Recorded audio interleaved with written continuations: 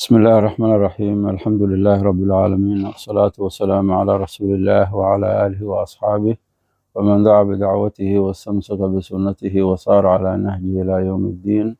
اللهم أخرجنا من ظلمات الوهم وأكرمنا بنور الفهم وافتح علينا بمعرفة العلم واحسن أخلاقنا بالحلم وسهل لنا أبواب فضلك وانشر علينا من خزائن رحمتك يا أرحم الراحمين. أعوذ بالله من الشيطان الرجيم. بسم الله الرحمن الرحيم. والعاديات ضبحا فالموريات قدحا فالمغيرات صبحا. إلهي سبحانه وتعالى وهر بسم الله الرحمن الرحيم.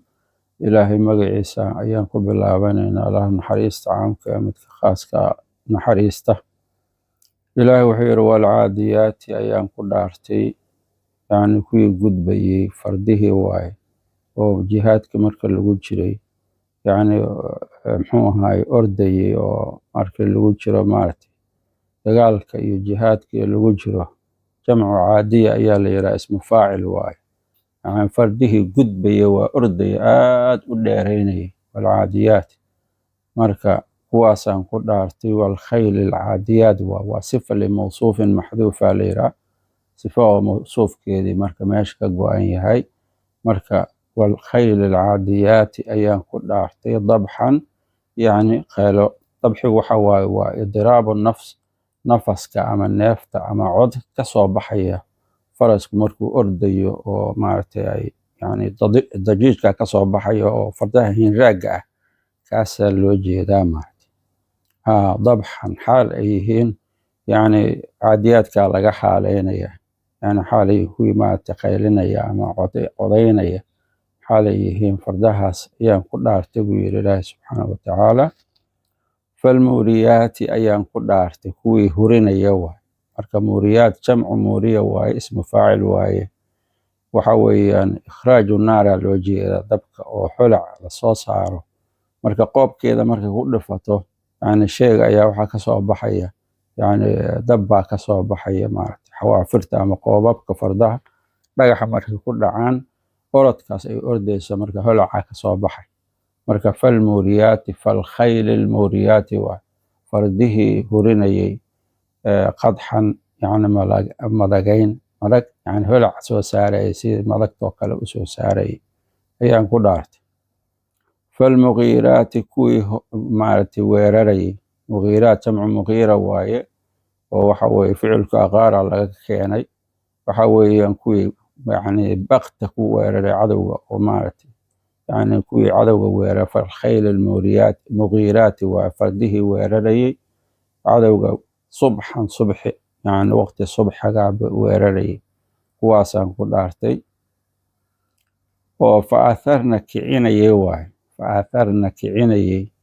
يعني أرد كاس حوقي سدرك كعيني به يعني أرد كاس ضميرك wuxuu noqonayaa maaragtay yani iyaajka ay farduhu suubinayaan naqcan ku kicinayay gubaar ama bus yani jarigaas ay ordayaana wuxuu kicinayaa bus fara badan ay kicinayaan marka fardahaasaan ku dhaartay uu yidhi ilaahi subxaanahu watacaala oo fawasadna dhexdhexaadsanayay bihi jarigaas ama maaragtay orodkaas ay ordayaan jamcan jamac dhexdhexaadsanaya oo cadowgii bartamaha u gelaya waa bartamaha ay u gelayaan cadowga marka fardahaasaan ku dhaartay ujeedadu waxaa waaye caadiyaadka iyo muuriyaadka iyo mugiiraadka waxaa loo jeedaa khaylulmujaahidiina fii sabiilillaahi loo jeedaa marka waxaa lagu dhaaranaya waa fardahaas weeye oo markii mujaahidku uu dul fuulo uu maaragtay ordayo oo dagaalka ay ku galayaan oo liiclaa'i kelimatillaah ay u dagaalamayaan oo saaxaat alqitaal ay joogaan oo sawdkeeda la maqlayo orodkeeda markay ordayso saas oo kale dhagaxa markay cagta ku dhifato dabku ka baxayo maaragtay sidaas oo kale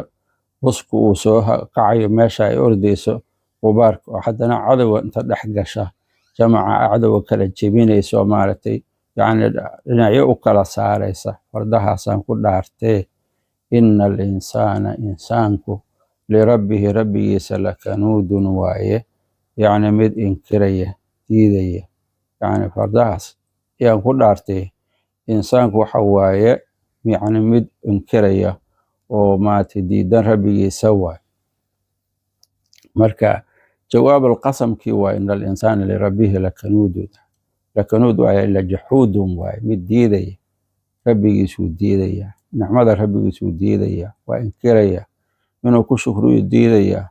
yani waxaasoo dhamo yani dabeecadda insaankaasa lagu sheegayaa maaragtay kufraanka oo nicmada ilaahay uu inkirayo oo maaragtay minanka iyo ixsaanka ilaahay u galownis uu hilmaamayo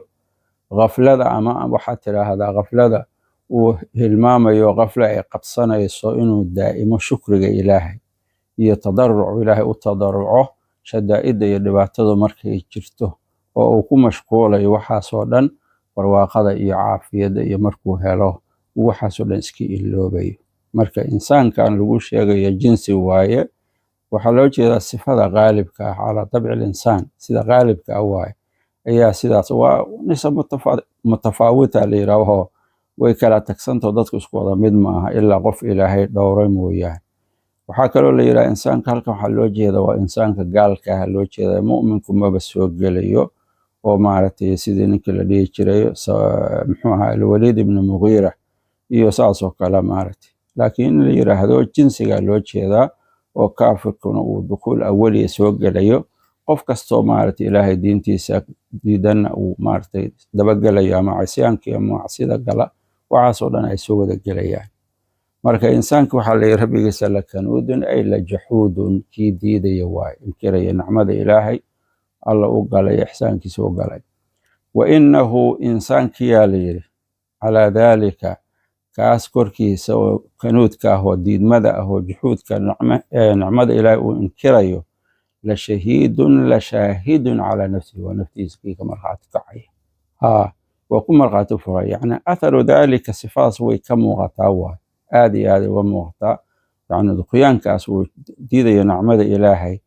waxa weeyaan waa wax ka muuqda. marka la shahiidun yani waxa weeye asagaa ka markhaati furaya yani insaanku asagaas ku markhaati furaya waay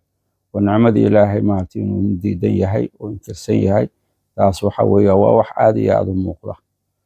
wa innahu insaanka la yidhi lixubbi alkhayri khayrka jaceylkiisa la yidhi lixubbi alkhayri yani maalkaa loo jeedaa lijamci almaali xoolihii la jamciyo lasoo aruuriyo maaragtay min mukhtalif alwujuuh laga keeno oo maaragtay iyadoon la kala saarin maaragtay xalaal iyo xaaraam midna kaydintiisa la aruuriyo maxaa la yidhi la shadiidun kii ku daran waayo aad iyo aad ugu daran yahay xoolo jacaylka iyo aruurintooda xoolaha aad iyo aad buu maaragtay ayuu maaragtay ugu dadaalayaa saasoo kale maaragtay insaanka waa bakhiil aad iyo aad ugu dadaalaya yani xoolihii markuu arkana saasoo dhaqankiisu yahay.